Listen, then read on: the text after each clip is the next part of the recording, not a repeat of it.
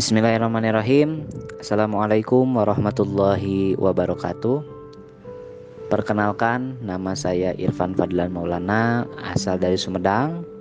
Saya merupakan mahasiswa di STAI 11 April Sumedang dengan prodi PAI.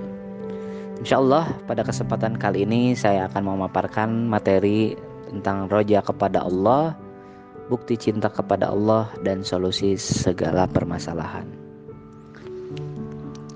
Materi ini merupakan bagian dari materi PAI yang ada pada bab 7 kelas 10 untuk tingkat SMA dan juga SMK di kurikulum Merdeka ini. Baik, kita lanjut saja pada slide berikutnya. Jadi di sini yang akan saya bahas pertama kali adalah tentang masalah itu sendiri yang bermula dari harapan yang menipu. Nah, di sini saya beri tanda kurung pada hal yang menipu karena ini biasa terjadi di masyarakat dan juga mungkin kita pun menganggap demikian. Banyak harapan-harapan yang selalu kita inginkan, tetapi ternyata itu adalah harapan-harapan yang menipu. Seperti di sini mapan ekonomi dari kita mungkin sudah menjadi naluri. Kita ingin memiliki rumah yang nyaman, rumah yang mewah, lalu kendaraan yang beraneka macam, lalu kita memiliki bisnis di mana-mana sehingga anak cucu kita terjamin kesejahteraan ekonominya, bisa sekolah di tempat yang terbaik dengan biaya yang tinggi, lalu bisa memberikan bekal dan sebagainya. Nah, itu merupakan harapan kita dari ekonomi. Tetapi di sini harapan tersebut merupakan harapan yang seringkali menipu kita. Lalu yang kedua adalah status atau strata sosial. Nah, status ini pun seringkali menjadi harapan-harapan yang kita inginkan secara manusiawi, seperti memiliki jabatan yang tinggi. Misalkan kita ketika bekerja di suatu instansi, kita menginginkan jabatan yang tinggi supaya ada keterjaminan profesi kita ini berlangsung lama, bahkan sampai masa pensiun gitu. Jangan sampai pekerjaan kita ini hanya sebatas 2-3 tahun saja atau bahkan kurang dari itu. Nah, ini pun menjadi suatu hal yang seringkali menipu kita. Dan yang ketiga adalah gelar pendidikan, di mana setiap orang pasti menginginkan gelar pendidikan yang baik gitu, gelar pendidikan yang tinggi, baik itu S1, S2, S3 di universitas-universitas ternama. Tetapi ternyata itu merupakan harapan yang menipu. Baik, kita lanjut pada slide berikutnya. Nah, pseudo masalah. Nah, pseudo itu yang seolah-olah kita anggap masalah, ternyata bukan. Nah, di sini pendidikan yang rendah, lalu tanpa status atau jabatan, ekonomi lemah seringkali kita anggap sebagai suatu masalah. Tapi ternyata itu tidak menjadi jaminan bahwa itu merupakan suatu masalah.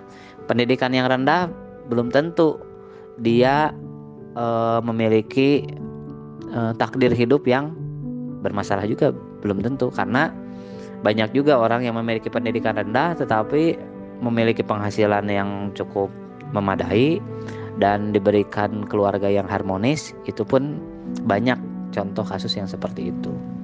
Lalu tanpa status jabatan, ekonomi lemah. Nah, ternyata yang justru menjadi permasalahan itu adalah SQ yang lemah atau spiritual quotient, emotional quotient yang lemah. Lalu lifestyle yang buruk, mental drop, lemah inter dan intrapersonal. Itu merupakan masalah yang sesungguhnya. Lalu sikap umum kita terhadap masalah yang biasa terjadi adalah seperti gambar di samping ya. Kita marah-marah, kita depresi, kita bahkan stres, mengasingkan diri. Nah, ini merupakan sikap yang biasa terjadi ketika kita menghadapi masalah. Lanjut, di sini ada memaknai masalah. Nah, jadi setelah kita tahu tentang harapan yang menipu lalu pseudo masalah, maka kita di sini memaknai masalah itu seperti apa sih? Jadi apa itu masalah? Nah, di sini masalah itu sebetulnya berasal dari bahasa Arab yang berasal dari kata sa'ala yas'alu mas'alatun. Nah, di sini artinya adalah soal. Nah, yang namanya soal itu pasti membutuhkan jawaban. Jadi masalah itu merupakan persoalan yang Allah berikan kepada kita, yang untuk itu kita harus menjawabnya. Jadi sifatnya itu sebetulnya netral. Yang namanya masalah itu tidak ada yang positif, tidak ada yang negatif. Justru kitalah yang menjadikan masalah itu seolah-olah suatu hal yang negatif, padahal belum tentu. Justru jawaban kitalah yang menjadikan itu positif atau negatif. Nah, di sini kita memaknai tentang hakikat masalah.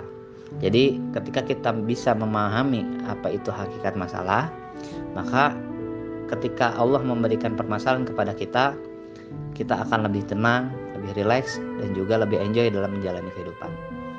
Di sini yang pertama adalah masalah merupakan sunatullah dalam kehidupan. Seperti halnya ketika kita diturunkan ke bumi, ketika kita dilahirkan, itu seperti halnya kita berada memasuki ruang ujian. Ketika kita berpindah tempat, ketika kita berpindah bangku, maka kita akan mendapatkan soal ujian. Nah, begitupun kehidupan. Jadi tidak ada seseorang pun di dunia ini yang tidak mempunyai masalah. Walaupun mungkin kita seringkali melihat, oh, diri saya ini terlalu banyak masalah, sedangkan orang lain terlihat fine-fine saja, orang lain terlihat berbahagia, tetapi kenapa hanya saya yang ditimpa masalah? Padahal setiap orang pun mempunyai masalahnya sendiri, karena itu merupakan sunatullah kehidupan. Yang kedua adalah masalah itu sebagai media uji. Tadi kan soal itu, kita itu diberikan masalah itu seperti soal ujian. Nah, ini sebagai media uji kita, apakah kita layak untuk naik kelas di hadapan Allah Subhanahu wa taala atau tidak.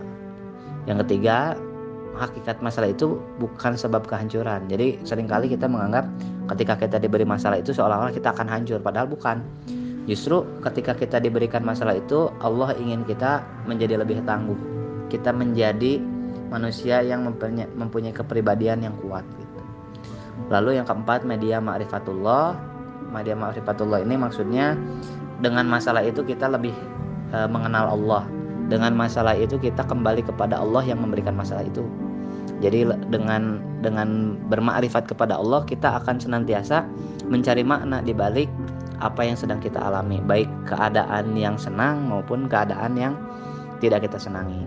Justru kita itu ujian terberatnya adalah ketika kita diuji dengan hal yang kita senangi. Sebab pada kondisi tersebut nafsu kita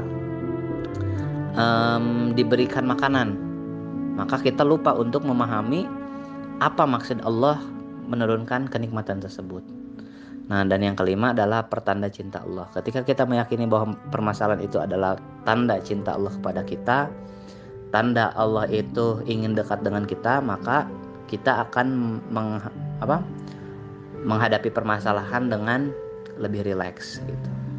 Nah, ini slide berikutnya, hikmah di balik masalah. Nah, kembali mendekat kepada Allah, memperbaiki diri dari kekurangan dan kelemahan dan keterbatasan, lalu meninggikan derajat kita di sisi Allah Subhanahu wa taala. Nah, sikap yang benar terhadap masalah seperti apa?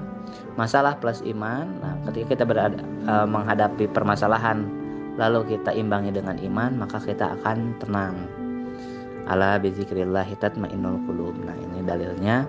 Lalu masalah plus ilmu akan menjadi wawasan. Lalu masalah plus sikap positif maka akan menghasilkan solusi.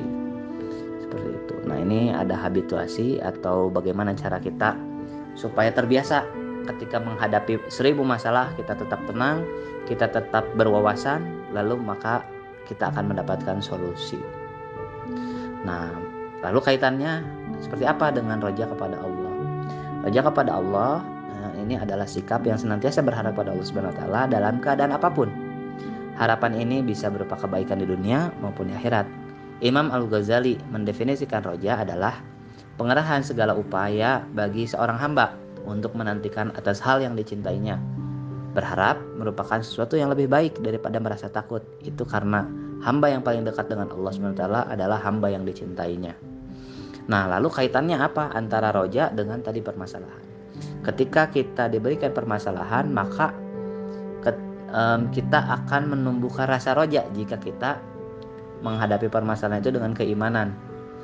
Kita akan senantiasa berharap kepada Allah, kita akan senantiasa meminta kepada Allah di balik permasalahan tersebut adalah kebaikan yang menanti kita gitu. Dengan senantiasa berharap ini maka tumbuhlah perasaan roja kepada Allah Subhanahu wa taala.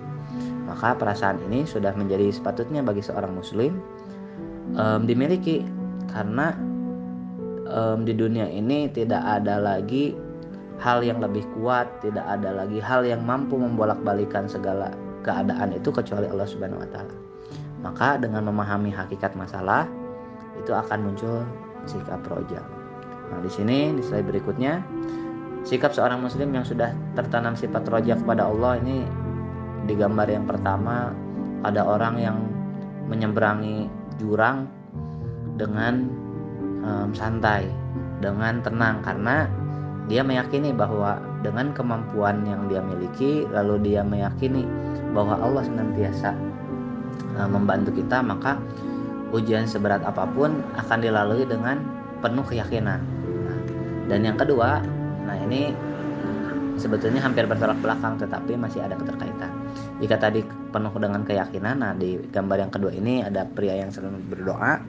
Ini menandakan bahwa orang yang memiliki sikap roja ini dia akan senantiasa merendahkan diri di hadapan Allah Subhanahu wa taala, akan senantiasa berdoa kepada Allah Subhanahu wa taala agar apa yang menjadi keinginan dan apa yang menjadi harapannya ini bisa terwujud, khususnya hal-hal yang berkaitan dengan akhirat.